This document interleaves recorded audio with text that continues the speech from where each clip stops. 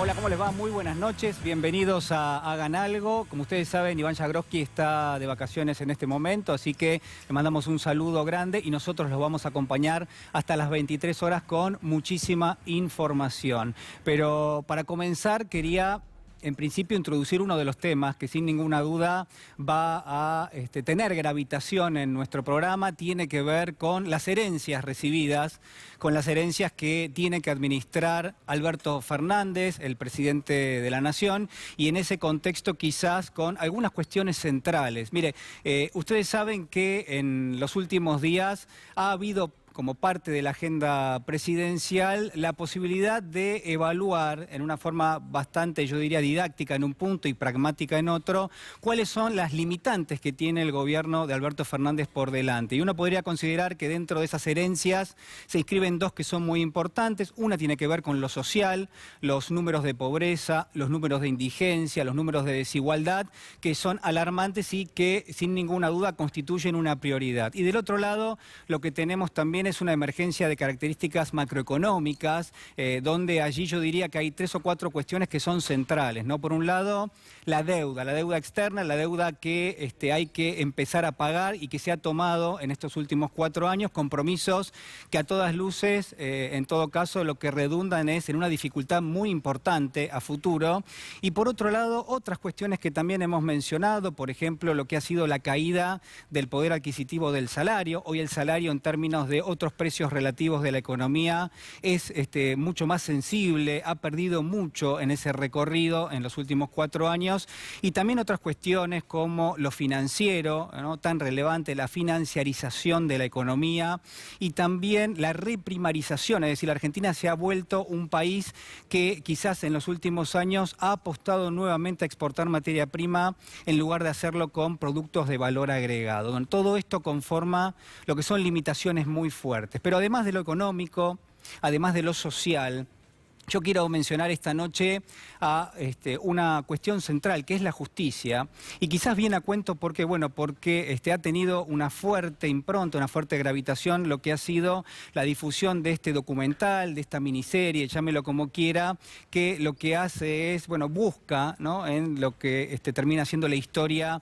y el caso de la muerte del fiscal Alberto Nisman. En ese contexto hay algunas enseñanzas que me parece que son importantes y que tenemos que recoger. Quizás la central tiene que ver con que la justicia, con que el funcionamiento de la justicia sigue siendo no solamente una materia pendiente, sino además una de las herencias que ha recibido el gobierno de Alberto Fernández. En ese contexto es que se inscribe lo que yo creo que son problemas que tiene la justicia, problemas que a todas luces resurgen quizás de la mirada, la gravitación que tiene hoy el documental que ha sido difundido por Netflix y que seguramente usted ha visto o está con intenciones de hacerlo, y que se lo recomiendo realmente porque allí surge muy claro cuáles son algunos de los problemas que tiene la justicia, amén de otras cuestiones, ¿no?, que son interesantes para tratar de develar qué fue lo que pasó y cómo fue que murió el fiscal Alberto Nisman. Pero no solamente el funcionamiento, que tiene que ver con los tiempos que toma la justicia,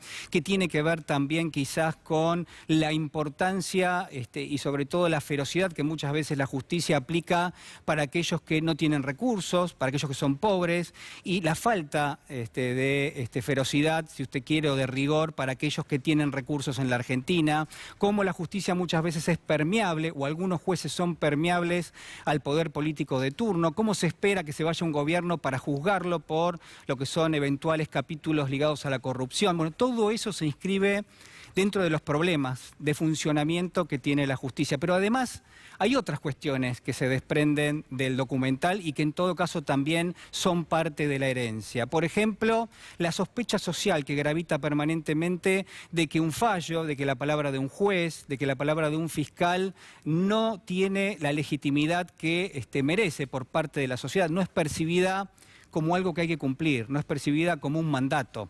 Y ahí también se inscribe una cuestión que ahora vamos a comentar. Y por último, el rol de la justicia.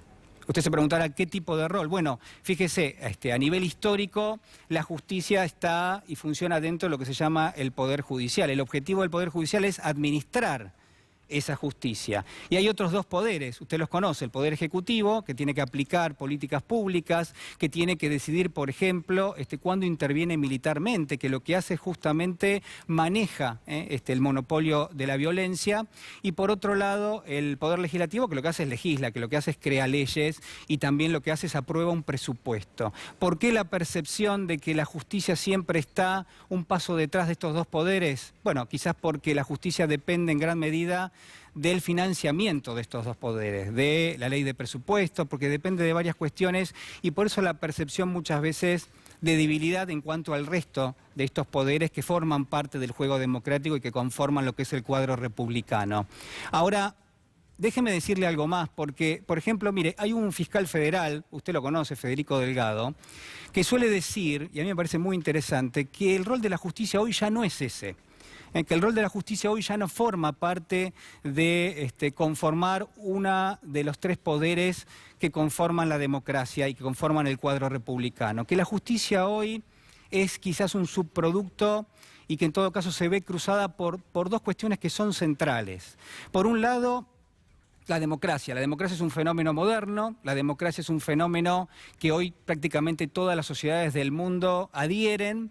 Y por otro lado, en términos macroeconómicos, el neoliberalismo, que es una fuerza que excede lo económico y que en gran medida termina tomando muchas veces cuestiones que se ligan a la subjetividad, al sentido común, que forman parte de nuestra cotidianeidad, a pesar de que muchas veces no nos damos cuenta. Bueno, esos dos ejes, esos dos elementos, ¿no? Por un lado, la democracia, por otro lado, en gran medida el neoliberalismo en términos económicos, son contradictorios.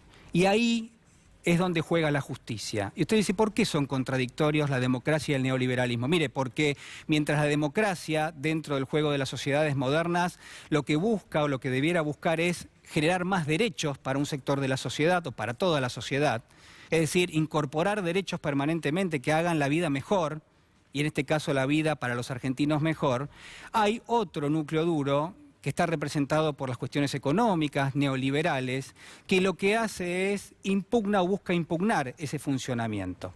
Y usted dice, ¿por qué? Bueno, porque aquellos que más recursos tienen, saben que tienen que financiar esa mayor cantidad de derechos que permanentemente la democracia busca garantizar. Y ahí está el juego contradictorio, porque aquellos que no tienen recursos necesitan los derechos y aquellos que tienen muchos recursos lo que dicen es yo no necesito y no puedo financiar esos derechos. Y ese juego permanente es el que tiene que administrar nada más y nada menos que la justicia. Quizás el intento es que la justicia se acerca un poco más, o debiera acercarse un poco más, a defender la ley, a defender la aplicación de la ley y sobre todo a defender la aplicación y el acceso a esos derechos una vez que han sido sancionados. Ese es el juego que tiene que hacer la justicia. La justicia tiene que estar para proteger a los más débiles e incluso disciplinar en algún caso, si es que no adhieren, a aquellos que tienen mayor cantidad de recursos. Y todo esto se lee muy bien y se ve muy bien en el documental que dirige Justin Webster, el inglés, que lo que ha hecho es, ha dado a luz, creo yo, una obra maestra, por más que tiene, quizás desde el punto de vista de la investigación, algunas falencias y por más que, entre otras cuestiones, yo en este momento no lo estoy evaluando en esos términos. Pero de todas maneras, quiero decirle esto, quiero decirle que quizás en algún punto de esta contradicción que surge en las sociedades modernas es que la justicia termina perdiendo parte de su esencia y que en algún punto también tiene que recuperarlo. Y para terminar lo que quiero mencionarle es ni más ni menos que una historia que ya se ha contado muchas veces y que tiene que ver con lo ético y con lo moral, porque quizás lo que le falta a la justicia es en gran medida ética y moral.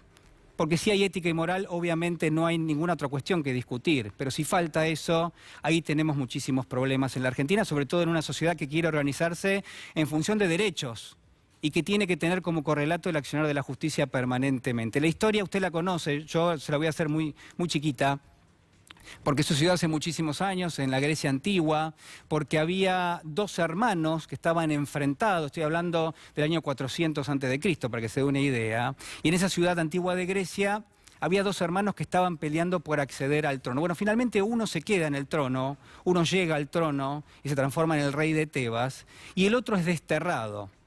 Este hermano que es desterrado, lo que hace es se casa con una princesa, reúne un ejército y se vuelve a enfrentar a su propio hermano y vuelve a enfrentar a las fuerzas militares de la que era su propia ciudad.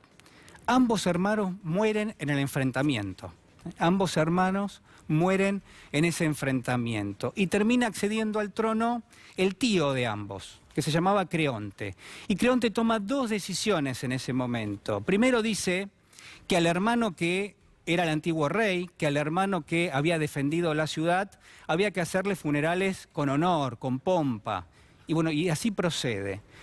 Y por otro lado, la segunda de las decisiones que toma, y quizás esto es lo más interesante, es que el cuerpo de este hermano que se había alzado contra la ciudad, que había enfrentado eventualmente al reinado de Tebas, y que el cuerpo estaba tirado directamente en el campo de batalla. Bueno, lo que dice el rey Creonte es: señores, prohíbo por ley que cualquier persona se acerque al cuerpo de, bueno, en este caso se llamaba Polinices, porque ha sido un traidor a la patria.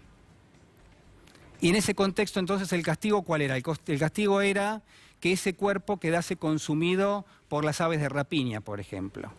Ahí surge la voz de la conciencia de alguien que se llama Antígona, que era la hermana de ambos, y lo que termina diciendo Antígona es: yo voy a enterrar a mi hermano, porque hay una ley que no ha sido escrita, que es que los vivos entierran a los muertos. Y funda lo que es la ética, que es aquello que está bien por encima de cualquier norma escrita, que es aquello que es inherente al ser humano, a la concepción de lo que está bien y lo que está mal.